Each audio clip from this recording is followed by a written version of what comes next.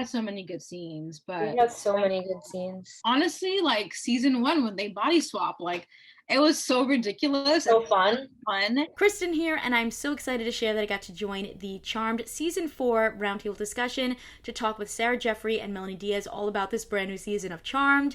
I hope you enjoyed the conversation. What can you tell us about this new season of Charmed, where Mel and Maggie are, and what's going on with the addition of a new Charmed one? It's kind of interesting. Every season has had a very different vibe, whether it's noticeable to the audience or not, and I think it probably is.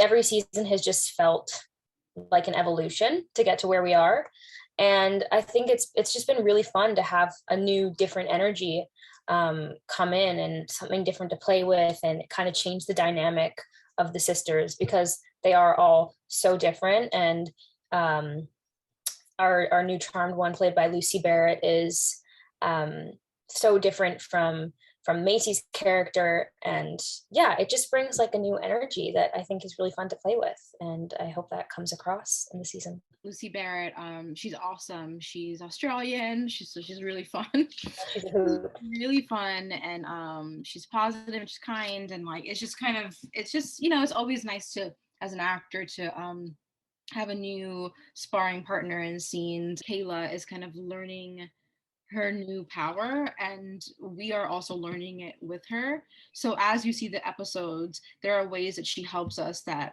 are really interesting and surprising and innovative. We're like, whoa, she did that to help like, whoa, like that just solved the puzzle. Yeah. And I think it's a really innovative way to deal with magic that the girls haven't really dealt with before.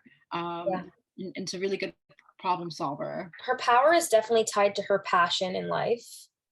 I think her power is kind of comes to the surface in an interesting way and is a reflection of who she is as a person. With Macy's death, like they're both really grieving, and I think the lightness of her character kind of helps them get Lighten over the load.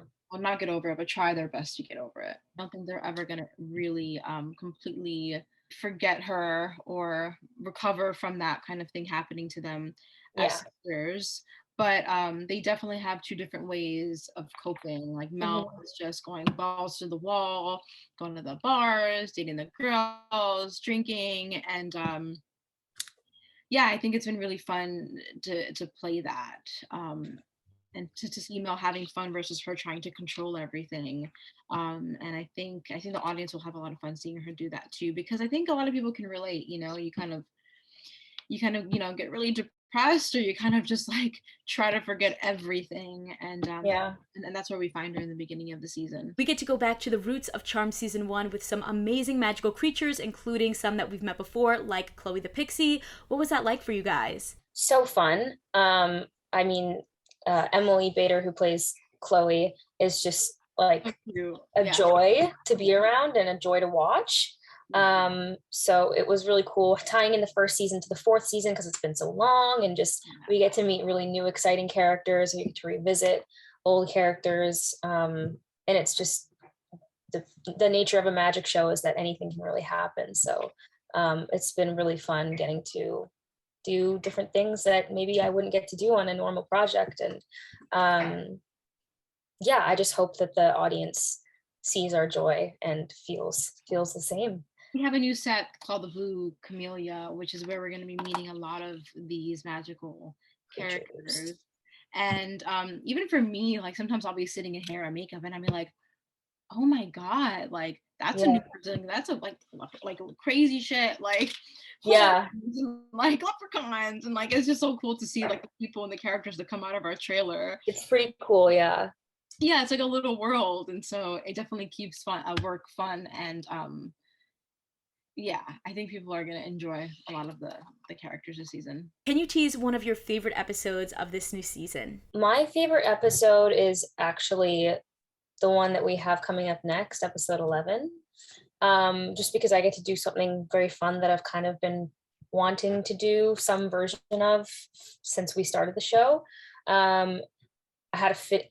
I can't really give anything away, but like I had really exciting fitting, and I get to do some stunt stuff, And yeah, it's just really fun. And like I said, when you do a magic show, it provides all these opportunities to do weird, wacky things.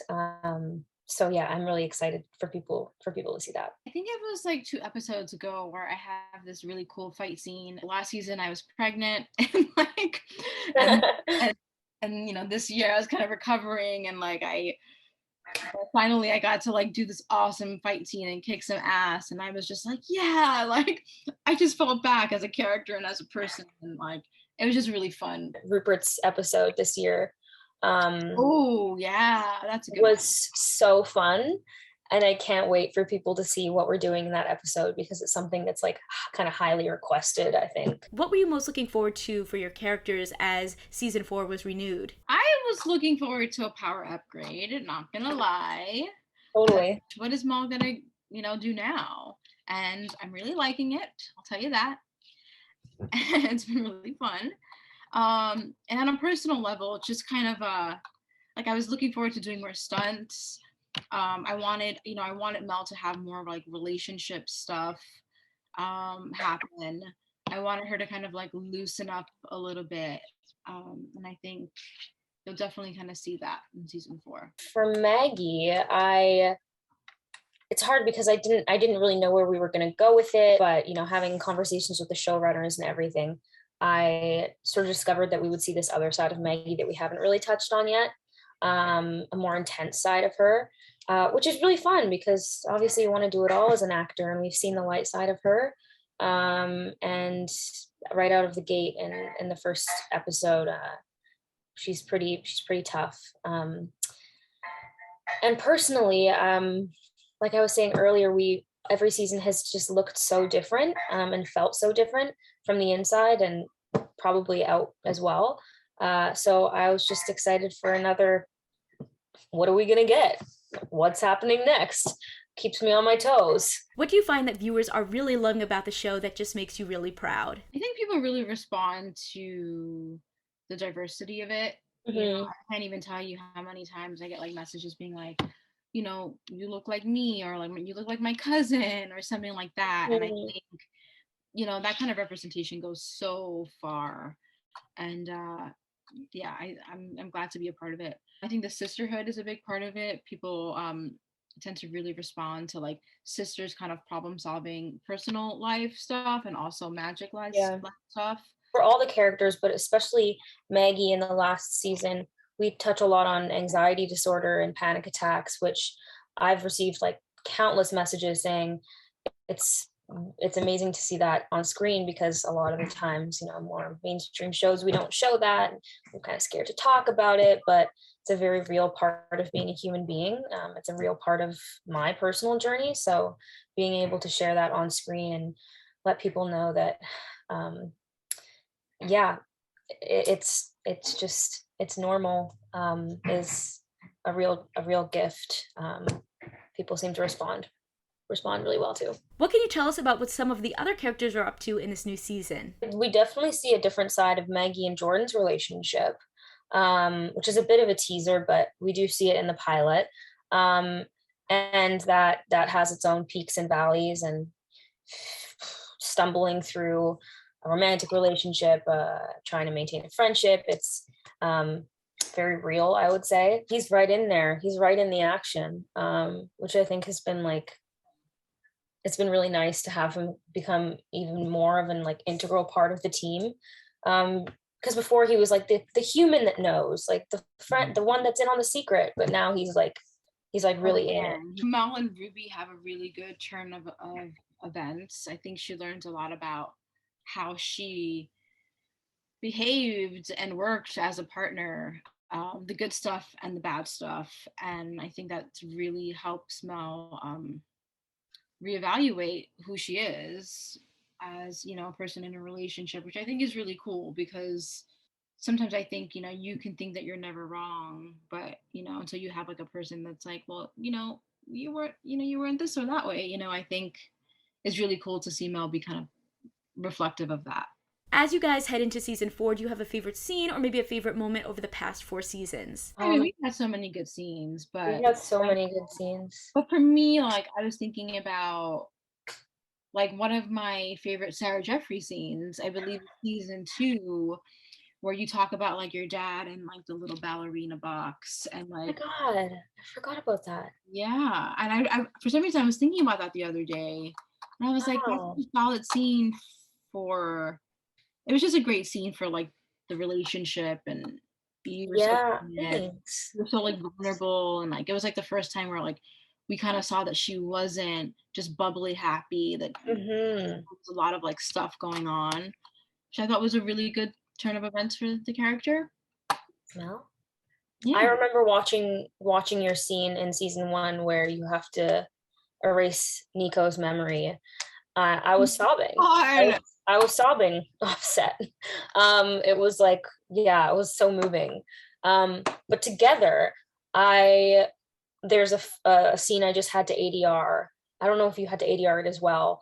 But it is so beautiful, and it's probably one of my favorite Mel and Maggie moments. It's like a 10-second scene, but it's really beautiful.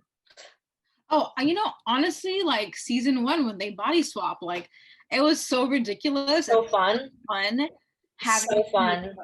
Play Sarah and be like, how would you say this? Like how would you do this? So fun. You would do it, and then I would try to like mimic it. And so we were each trying to like act like each other throughout this episode. Oh my gosh, yeah. That was a lot of fun. That was fun getting to dress like the character of Maggie and vice versa. And it was just like really wacky. And it was so fun.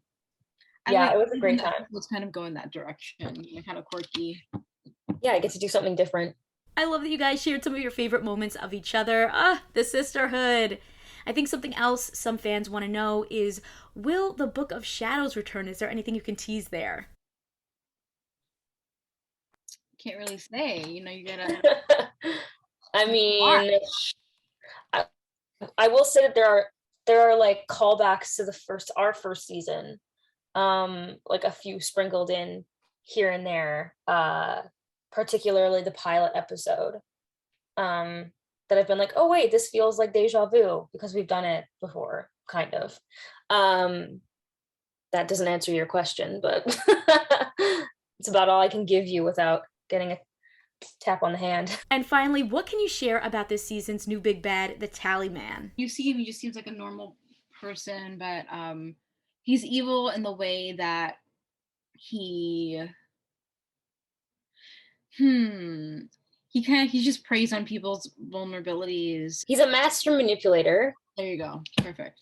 But he's also, I've been saying, like, he's probably my favorite villain we've had. It's challenging in the sense that he plays a lot of tricks, and he's very like, it's very puzzling, I think that like, trying to figure out what he's really meaning and what he's really gonna do, and it's really hard to kind of like track him because nowhere knows where he lives, and like, or how to get a hold of him. No one knows his real identity.